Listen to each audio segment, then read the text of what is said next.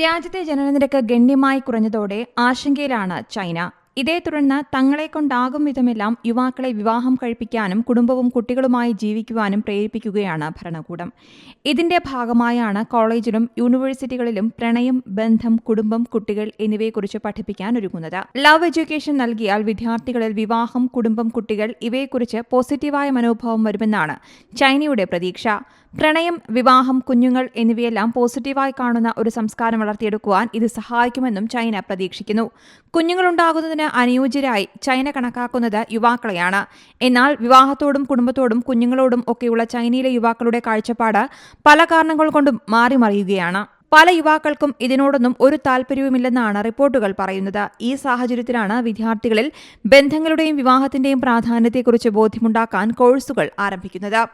വിവാഹം, പ്രണയം എന്നിവയെല്ലാം പഠിപ്പിക്കുന്ന കോഴ്സുകൾ വാഗ്ദാനം ചെയ്യണം. അതിലൂടെ വിദ്യാർത്ഥികളിൽ ബന്ധങ്ങളുടെയും വിവാഹത്തിന്റെയും പ്രാധാന്യത്തെക്കുറിച്ച് ബോധ്യമുണ്ടാക്കണം.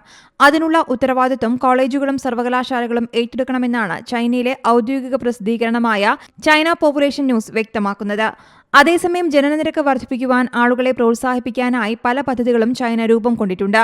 പ്രസവിക്കുമ്പോൾ വേദന ഇല്ലാതാക്കുന്ന മരുന്നുകൾക്ക് അടുത്തിടെയാണ് സർക്കാർ സബ്സിഡി പ്രഖ്യാപിച്ചത്. നേരത്തെ വലിയ തുകകൾ ഈടാക്കിയിരുന്നതിനാൽ തന്നെ ഈ മരുന്നുകൾ വാങ്ങുക പലരെയും സംബന്ധിച്ച് പ്രയാസകരമായിരുന്നു. അതിനിടയിലാണ് കുഞ്ഞുങ്ങൾക്ക് ജന്മം നൽകുന്നതിനെ പ്രോത്സാഹിപ്പിക്കാനായി സർക്കാർ മരുന്നുകൾക്ക് സബ്സിഡി ഏർപ്പെടുത്തുകയും ചെയ്തത്. News desk Zee Malayalam news. ഏറ്റവും പുതിയ വാർത്തകളും വിശേഷങ്ങളും വിരൽത്തുമ്പിലറിയാൻ സീ മലയാളം ന്യൂസ് എല്ലാ ഡിജിറ്റൽ പ്ലാറ്റ്ഫോമുകളിലും ലഭ്യം.